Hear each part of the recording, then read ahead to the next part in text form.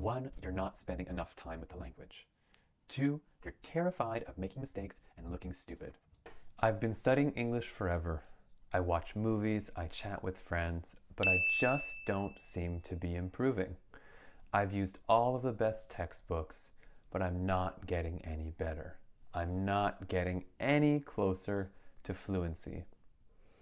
Does that sound familiar?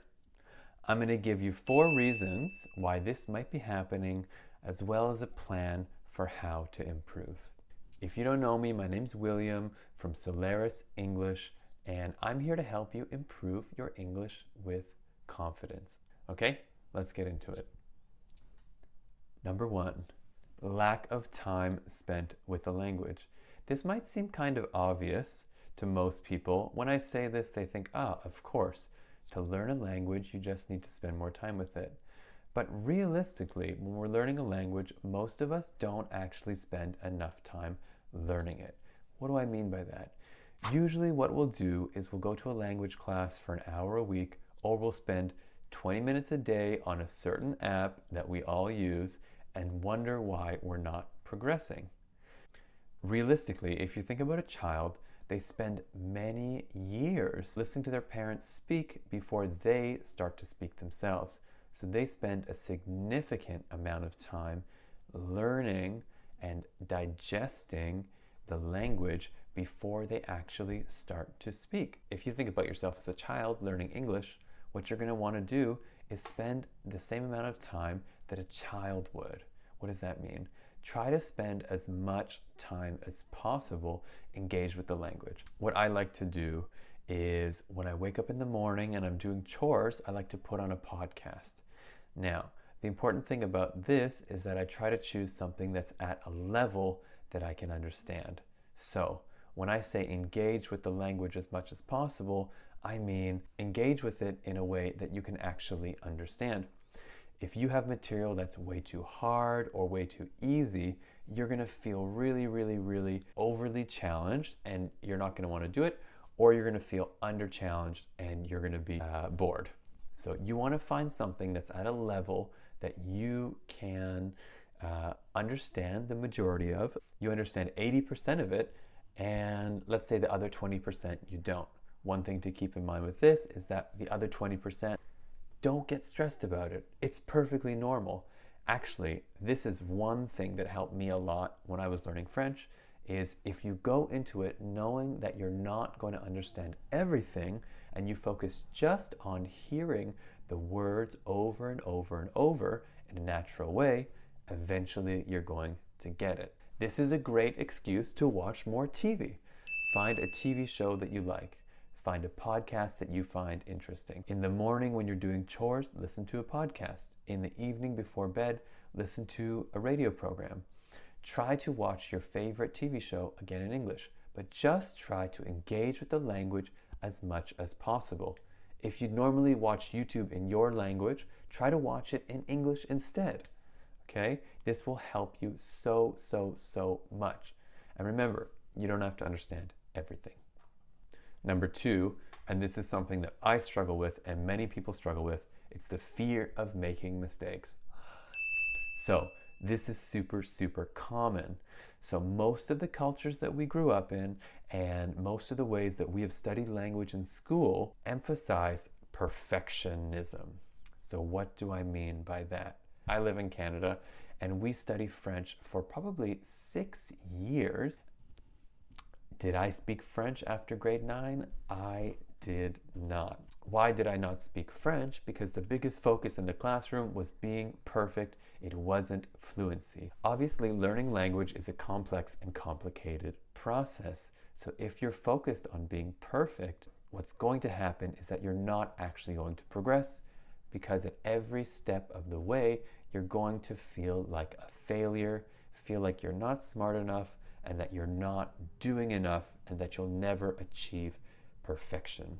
I'll be honest, most native English speakers that I know, they don't use advanced vocabulary, they don't speak very eloquently, they use very basic English to communicate their ideas.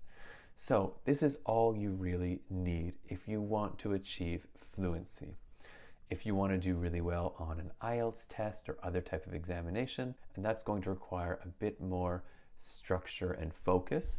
But if you're just trying to reach fluency, which most people are, in order to communicate in their day-to-day life, it doesn't take as much as you thought. I actually, in my English classes, I teach my students to make mistakes.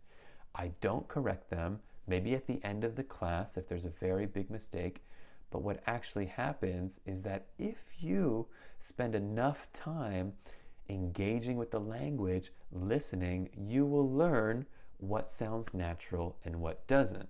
Like in your own native language, if you make a mistake, you quickly correct yourself. So what you're going to do is you're going to try to make mistakes. That's what you're going to try and do. And I'll say if you have a really, really strict teacher who corrects you all the time, I'd say get a new teacher, because in my opinion, this type of correction and such a strict classroom environment, this doesn't actually help you to improve and to reach your goal of fluency. The third reason is also something not very surprising. One reason why you might not be improving is because you're focusing on using either boring or not very good materials to learn English. So why is this a problem? Well, first of all, if you're bored, how are you going to learn? I think a big part of reaching fluency in the language is becoming interested in what you're doing. So as I mentioned, I studied French for 6 years in middle school and high school, and by the end of it, I wasn't able to put together even a single sentence. I was really good at conjugating verbs, but that didn't really help me in the real world when I was trying to make conversation. One of the reasons for this is that all we did in school was study grammar and conjugation. We never got any practical experience listening to the language or speaking the language. And what did that mean? None of us could speak the language when we came out of it. Now this is really silly. One, because I was so bored, and two, these materials didn't really help me to reach fluency. If this isn't super clear, I have a great analogy that a man named Steve Kaufman, he's a polyglot, which means somebody who speaks many languages, gave in one of his videos. So there's 2 ways, he said, that you can learn about football or soccer. The first way is you can play. You can get into the field, you can kick the ball, you can fall down, you can learn how to interact with your teammates, you can learn how to make goals, you can learn the rules of the game practically while you're playing, or you can sit home and read book after book about football. Now, if you read all the books, you're going to know all the rules. You're going to know how to kick a ball, right? Because you move your foot and you kick it, right? You know where the goalposts are. You're going to know how big the field is. But do you think that if you got into the field, do you think this would actually help you? The answer is no. You can come onto the field with your book, but the people who have practical experience playing football are going to beat you. It's the same thing with learning a language. Practical experience is going to trump or be better than just having the knowledge. Now, I'm not saying to throw your textbooks out. I'm saying, unless you really like grammar, don't force yourself to study it. Find some textbooks that are interesting. Personally, I like story-based learning. So I use this textbook. It's called A Simile. It's made for English speakers learning a second language. But the beautiful thing about this textbook is that it's story-based. So each week, you're going to listen to a new story, you're going to read this story, and then you're going to be asked questions about this story. But personally, I found it really useful because there's no pressure to be perfect. I find it interesting because I'm learning new things every week. And I find the questions to be helpful because they're related to a story and they're not just grammar-based. What I'm doing is I'm actually learning grammar, I'm learning vocabulary, I'm learning all of this stuff in a very natural way. So my suggestion is to find material that is interesting and engaging, like YouTube even, and to spend as much time with those materials as possible. If you're struggling with your grammar book, put it down. Put it down, okay? And seriously, you can tell me You can tell your teacher that I said this. Watch an hour of TV every night in English with subtitles. Seriously, watch your favorite YouTuber in English with subtitles. You will progress much faster. Number 4, lack of consistency. Now, this is something we all know, that we should sit down and study every day. But like I just discussed, if your materials are boring, if what you're doing is too challenging, if you're putting too much pressure on yourself, then you're not going to be able to study every day. So my recommendation, if you're struggling to study every day, I'd recommend setting a time and setting a timer and sitting down to study for just a little bit of time every day. Okay, are you ready for the very last one? One of the biggest reasons you can't learn or improve on your English is because you don't feel smart enough. Most of us went through an education system, like I said, that demands perfection. Even the best students have come out of these school programs feeling inadequate. So most of us feel like it takes a genius, a super genius, to become fluent in another language, especially a language that you don't live around or work in. So I'm gonna tell you right now, you're not stupid. You're not, seriously. You're more than capable of becoming fluent in English, seriously, or any language that you want to learn. The reality is that we're all capable. This is what our brains are made for. They're made for language learning, but all they require is exposure, like I've said. You know, we haven't grown up in ways that have reinforced our capacity or ability to make mistakes without judging ourselves. So one thing that we're gonna do now going forward is not be so hard on ourselves for not speaking and getting the language down right away. So I promise you, you're not stupid. It doesn't take a genius. All you need to do is follow what I've outlined here. So quick recap. Let's go over all the reasons you're not improving and let's come up with a plan. 1, you're not spending enough time with the language. 2, you're terrified of making mistakes and looking stupid.